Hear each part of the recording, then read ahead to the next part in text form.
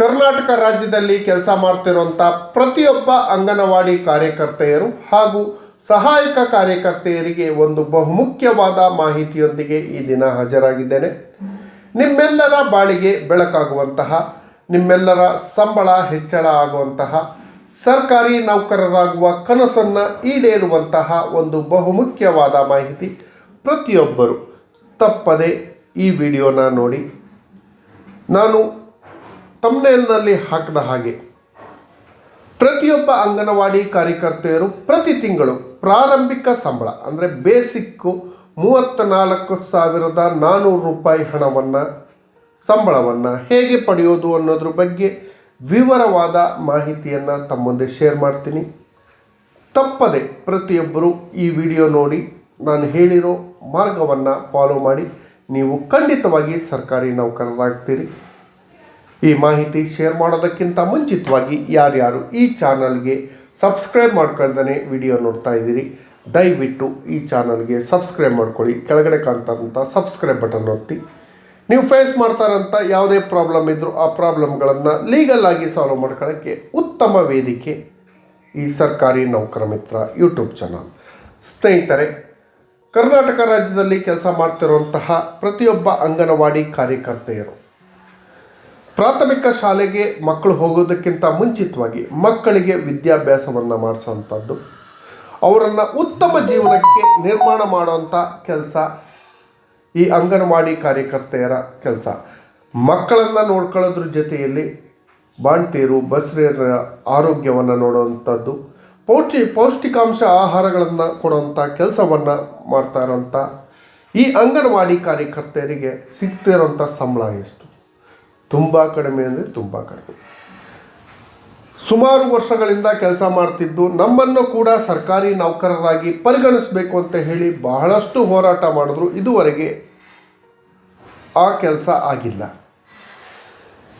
ಅಂಗನವಾಡಿ ನೌಕರರಿಗೆ ಆಶಾಭಾವನೆ ಅನ್ನುವಂತೆ ಗುಜರಾತ್ ಹೈಕೋರ್ಟು ಪ್ರತಿಯೊಬ್ಬ ಅಂಗನವಾಡಿ ಕಾರ್ಯಕರ್ತೆಯರು ಹಾಗೂ ಸಹಾಯಕ ಕಾರ್ಯಕರ್ತೆಯರನ್ನು ಸರ್ಕಾರಿ ನೌಕರರಾಗಿ ಪರಿಗಣಿಸಬೇಕು ಅಂತ ಹೇಳಿ ಈಗ 2 ತಿಂಗಳ ಹಿಂದೆ ಒಂದು ಆದೇಶವನ್ನು ಕೂಡ ಕೊಟ್ಟಿತ್ತು ಗುಜರಾತ್ ಗೌರ್ಮೆಂಟಿಗೆ ಹಾಗೂ ಕೇಂದ್ರ ಸರ್ಕಾರಕ್ಕೆ.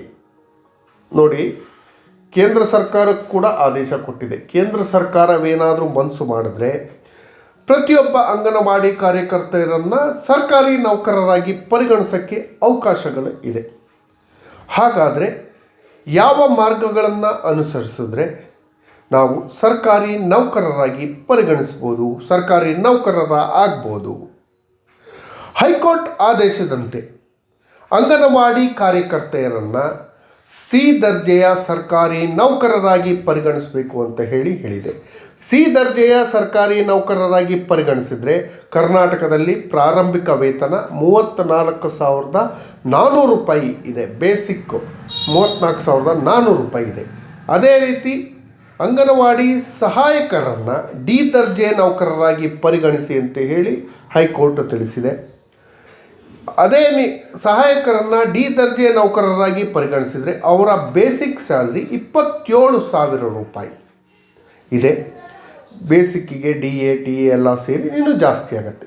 ಹಾಗಾದರೆ ಅಂಗನವಾಡಿ ನೌಕರರನ್ನು ಸರ್ಕಾರಿ ನೌಕರರಾಗಿ ಪರಿಗಣಿಸಲು ನಾವು ಯಾವ ಮಾರ್ಗವನ್ನು ಅನುಸರಿಸಬೇಕು, ಏನು ಮಾಡಬೇಕು ಅನ್ನೋದಾದರೆ ಗುಜರಾತ್ ಹೈಕೋರ್ಟ್ ನೀಡಿರುವಂಥ ತೀರ್ಪನ್ನು ಇಂಪ್ಲಿಮೆಂಟ್ ಮಾಡೋಕ್ಕೋಸ್ಕರ ಸರ್ಕಾರಿ ನೌಕರರಾಗಿ ಪರಿಗಣಿಸಲು ಪ್ರತಿಯೊಬ್ಬ ಅಂಗನವಾಡಿ ಕಾರ್ಯಕರ್ತೆಯರು ಹಾಗೂ ಸಹಾಯಕ ಕಾರ್ಯಕರ್ತರು ಏನು ಮಾಡಬೇಕು?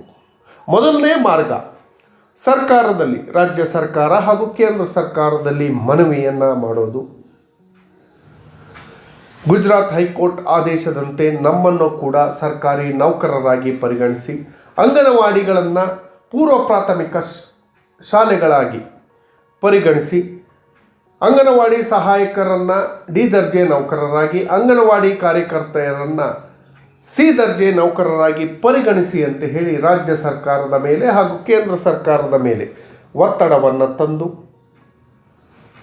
ಅಂಗನವಾಡಿ ನೌಕರರು ಸರ್ಕಾರಿ ನೌಕರರಾಗುವ ಕನಸುಗಳನ್ನು ಈಡೇರಿಸುವಂಥ ಕೆಲಸವನ್ನು ಮಾಡ್ಬೋದು.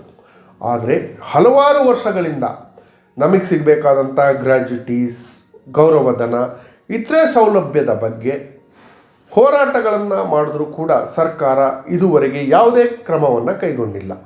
ಈ ಮನವಿಯನ್ನು ಸರ್ಕಾರ ಪರಿಗಣಿಸುತ್ತಾ? ಒಂದು ಅಭಿಪ್ರಾಯದ ಪ್ರಕಾರ ಸರ್ಕಾರ ಪರಿಗಣಿಸಲ್ಲ. ಸರ್ಕಾರ ಪರಿಗಣಿಸಿಲ್ಲ ಅಂದರೆ ಬೇರೆ ಮಾರ್ಗಗಳು ಯಾವುದಿದೆ? ಸರ್ಕಾರಿ ನೌಕರರಾಗಲು ಬೇರೆ ಮಾರ್ಗಗಳು ಯಾವುದಿದೆ? ಗುಜರಾತ್ ಹೈಕೋರ್ಟ್ ನೀಡಿರುವ ತೀರ್ಪನ್ನು ಇಂಪ್ಲಿಮೆಂಟ್ ಮಾಡಿ ಅಂತ ಹೇಳಿ ನೌಕರರು ಸುಪ್ರೀಂ ಕೋರ್ಟ್ನಲ್ಲಿ ದಾವೆಯನ್ನು ಹೂಡಿದ್ರೆ ಖಂಡಿತವಾಗಿ ಈ ಬಗ್ಗೆ ಕೇಂದ್ರ ಸರ್ಕಾರ ಕ್ರಮ ಕೈಗೊಂಡು ಸರ್ಕಾರಿ ನೌಕರರಾಗಿ ಪರಿಗಣಿಸೋ ಸಾಧ್ಯತೆ ಇದೆ. ಕರ್ನಾಟಕದಲ್ಲಿರುವಂಥ ಅಂಗನವಾಡಿ ಸರ್ಕಾರಿ ನೌಕರರು ಆಗಬೇಕು ಅಂದರೆ ಅಂಗನವಾಡಿ ನೌಕರರು ಏನು ಮಾಡಬೇಕು? ಗುಜರಾತ್ ಹೈಕೋರ್ಟ್ನ ಆದೇಶವನ್ನು ಮಾನದಂಡವಾಗಿಟ್ಕೊಂಡು ಕರ್ನಾಟಕ ಹೈಕೋರ್ಟ್ನಲ್ಲಿ ಒಂದು ಪಿಟಿಷನನ್ನು ಎಷ್ಟು ಜನ ಸೇರ್ಕೊಳ್ತಿರೋ ಅಷ್ಟು ಜನ ಸೇರ್ಕೊಂಡು ಒಂದು ಪಿಟಿಷನನ್ನು ಫೈಲ್ ಮಾಡೋದು. ಗುಜರಾತ್ ಹೈಕೋರ್ಟ್ ಗುಜರಾತ್ನಲ್ಲಿ ಅಂಗನವಾಡಿ ಕಾರ್ಯಕರ್ತರನ್ನು ಸರ್ಕಾರಿ ನೌಕರರಾಗಿ ಪರಿಗಣಿಸಬೇಕು ಅಂತ ಆದೇಶವನ್ನು ನೀಡಿದೆ. ಈ ಆದೇಶಕ್ಕೆ ಯಥಾವತ್ತಾಗಿ ನಮಗೂ ಕೂಡ ಸರ್ಕಾರಿ ನೌಕರರಾಗಿ ಪರಿಗಣಿಸಲು ಆದೇಶ ಮಾಡಬೇಕು ಅಂತ ಹೇಳಿ ಕರ್ನಾಟಕ ಹೈಕೋರ್ಟ್ನಲ್ಲಿ ಒಂದು ಅರ್ಜಿಯನ್ನು ಸಲ್ಲಿಸಿ ವಾದ ನಡೆಸಿದಂಥ ಪಕ್ಷದಲ್ಲಿ ಮಾನ್ಯ ನ್ಯಾಯಾಲಯ ಗುಜರಾತ್ ಹೈಕೋರ್ಟ್ ಪರಿಗಣಿಸಿದ್ದ ಎಲ್ಲ ಅಂಶಗಳನ್ನು ಪರಿಗಣಿಸಿ ನಿಮ್ಮನ್ನು ಕೂಡ ಸರ್ಕಾರಿ ನೌಕರರಾಗಿ ಪರಿಗಣಿಸಲು ಆದೇಶವನ್ನು ನೀಡುತ್ತೆ. ಈ ಆದೇಶ ನೀಡಿದ್ದೇ ಆದರೆ ಈ ಆದೇಶವನ್ನು ಸರ್ಕಾರದಲ್ಲಿ ಇಂಪ್ಲಿಮೆಂಟ್ ಮಾಡಿ ಅಂತ ಹೇಳಿ ಸರ್ಕಾರದಲ್ಲಿ ನೀವು ಅರ್ಜಿಯನ್ನು ಸಲ್ಲಿಸಿ ಸರ್ಕಾರಿ ನೌಕರರಾಗಿ ಪರಿಗಣಿಸ್ಬೋದು. ಮಾನ್ಯ ನ್ಯಾಯಾಲಯದ ಆದೇಶದ ಪ್ರಕಾರ ಮಾನ್ಯ ನ್ಯಾಯಾಲಯದ ಆದೇಶವನ್ನು ಪರಿಗಣಿಸದೇ ಇದ್ದರೆ ನೀವು ಇದೇ ಹೈಕೋರ್ಟ್ನಲ್ಲಿ ನ್ಯಾಯಾಂಗ ನಿಂದನೆ ಅರ್ಜಿಯನ್ನು ಸಲ್ಲಿಸಿ ಆಗ ಕೂಡ ನ್ಯಾಯವನ್ನು ಪಡ್ಕೊಂಡು ಸರ್ಕಾರಿ ನೌಕರರಾಗಿ ನೇಮಕ ಆಗ್ಬೋದು. ಸರ್ಕಾರಿ ನೌಕರರಾಗಿ ನೇಮಕ ಆಗಿದ್ದೇ ಆದರೆ ನಿಮ್ಮ ಸಂಬಳ 34,400 ರೂಪಾಯಿ ಆಗತ್ತೆ. ಸಹಾಯಕರ ಸಂಬಳ 27,000 ರೂಪಾಯಿ ಆಗುತ್ತೆ. ಹಾಗಾಗಿ ಯಾರ್ಯಾರು ಇಂಟ್ರೆಸ್ಟ್ ಇದ್ದೀರೋ ಅವರು ಗುಜರಾತ್ ಹೈಕೋರ್ಟ್ನ ಆದೇಶವನ್ನು ಇಂಪ್ಲಿಮೆಂಟ್ ಮಾಡಬೇಕು ಅಂತ ಹೇಳಿ ಕರ್ನಾಟಕ ಹೈಕೋರ್ಟ್ನಲ್ಲಿ ಒಂದಾಗಿ ಬನ್ನಿ, ಒಂದು ದೂರನ್ನು ದಾಖಲಿಸೋಣ. ಪ್ರಕರಣವನ್ನು ದಾಖಲಿಸಿ ಗುಜರಾತ್ ಹೈಕೋರ್ಟ್ನ ಆದೇಶವನ್ನು ಇಂಪ್ಲಿಮೆಂಟ್ ಮಾಡಿ ಕರ್ನಾಟಕ ರಾಜ್ಯದಲ್ಲಿರುವಂಥ ಪ್ರತಿಯೊಬ್ಬ ಅಂಗನವಾಡಿ ಕಾರ್ಯಕರ್ತೆಯರು ಸಹಾಯಕ ಕಾರ್ಯಕರ್ತೆಯರನ್ನು ಕೂಡ ಸರ್ಕಾರಿ ನೌಕರರಾಗಿ ಪರಿಗಣಿಸಲು ಪ್ರಯತ್ನ ಮಾಡೋಣ ಅಂತ ಹೇಳ್ತಾ, ಯಾರ್ಯಾರು ಇಂಟ್ರೆಸ್ಟ್ ಇದ್ದೀರಿ ಸಂಪರ್ಕ ಮಾಡಿ ಅಂತ ಹೇಳ್ತಾ, ಈ ಮಾಹಿತಿ ತಮಗೆಲ್ಲರಿಗೂ ಇಷ್ಟ ಆಗಿದ್ದರೆ ದಯವಿಟ್ಟು ಸಬ್ಸ್ಕ್ರೈಬ್ ಮಾಡ್ಕೊಳ್ಳಿ, ನಿಮ್ಮ ಸ್ನೇಹಿತರಿಗೂ ಶೇರ್ ಮಾಡಿ. ಧನ್ಯವಾದಗಳು. ಜೈ ಹಿಂದ್, ಜೈ ಕರ್ನಾಟಕ.